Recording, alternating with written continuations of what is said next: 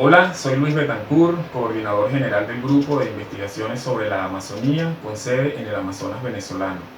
Bien, complacido de participar en este segundo Congreso Mundial de Ciudadanía Verde en el marco del Día Mundial del Ambiente.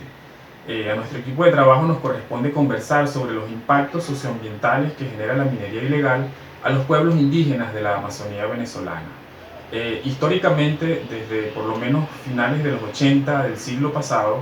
el estado Amazonas ha estado asediado por grupos irregulares armados en actividades de extracción de minerales. En aquella ocasión se trataba de un territorio focalizado que era el sureste del Alto Orinoco y además por garimperos, de tal manera que la mera presencia de grupos irregulares armados de por sí constituye una amenaza y una clara violación a los derechos socioculturales y territoriales de los pueblos indígenas. Para que tengamos una idea de cuán grande es la presencia o cómo se ha aumentado la actividad minera en los últimos años en el estado Amazonas, la organización SOS Orinoco en su reporte 2019 indica a través de una serie de imágenes satelitales que la actividad minera en los últimos 10 años, es decir, del año 2010 al 2020, ha aumentado en un 7000%.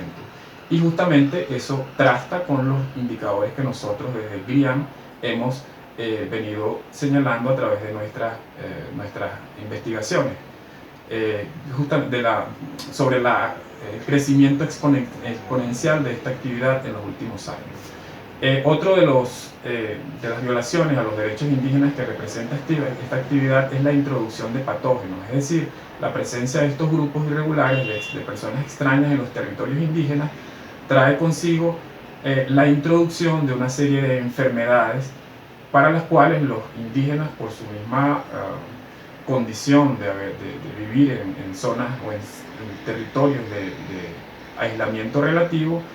su sistema inmunológico no está preparado para hacerle frente a esos nuevos patógenos, a esos nuevos virus que traen estos grupos irregulares. Y pues hay muchos antecedentes, especialmente el pueblo indígena Yanomami, que tiene una alta vulnerabilidad sanitaria ante estas enfermedades extrañas o llevadas desde Occidente a sus territorios. Eso entonces hay que analizarlo muy bien porque constituye una gravísima violación a sus derechos. La generación de violencia es otro de los factores que genera los grupos irregulares en estos territorios. Estos grupos llegan, digamos, con un ambiente no hostil, pero al final terminan esclavizando a los indígenas, generando violencia, colocándolo como mano de obra barata para esa propia actividad. De tal manera pues que aquí podemos observar otra de las violaciones a los derechos de los pueblos indígenas. Otra vulneración, otra afectación es el tema de los desplazamientos que generan estos grupos irregulares, los desplazamientos que le generan a los habitantes ancestrales de estas tierras, que huyéndole justamente a la presencia de estos grupos, a sus modelos socioeconómicos o políticos o imposiciones que traen, pues se tienen que ir a otras regiones, a otras latitudes, a buscar mejores condiciones de vida en términos de paz. La ausencia de combustible en gran medida en estas regiones indígenas está determinada justamente por la presencia de estos grupos, pues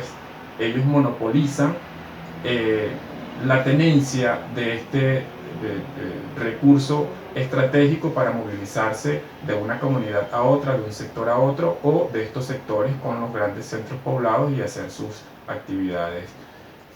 ilícitas, refiriéndome a los grupos irregulares armados. Pero esto afecta lo que es el derecho a las actividades socioeconómicas de los pueblos indígenas.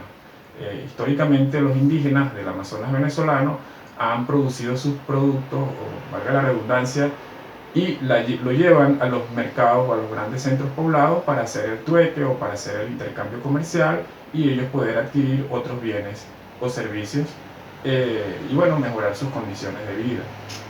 Esto actualmente no es posible, es decir, no es posible que ellos obtengan combustible para poder tanquear sus embarcaciones fluviales y comercializar sus productos. Por ello, lamentablemente, los indígenas del municipio de Manapiare, las cosechas en gran medida en la actualidad se le están perdiendo o han tomado como alternativa vender sus productos en el mercado colombiano y no en el venezolano, como naturalmente corresponde, para poder con esa moneda fuerte costear el combustible. Entonces allí nosotros podemos ver cómo se afecta